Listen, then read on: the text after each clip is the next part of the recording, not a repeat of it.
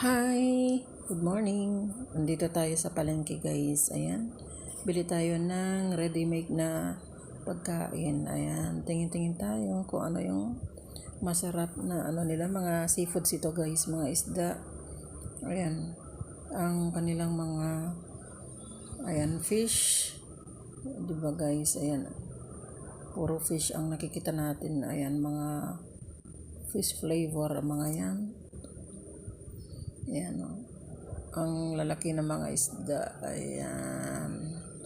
Ang mga flavor puro fish. Saka yung hipon guys.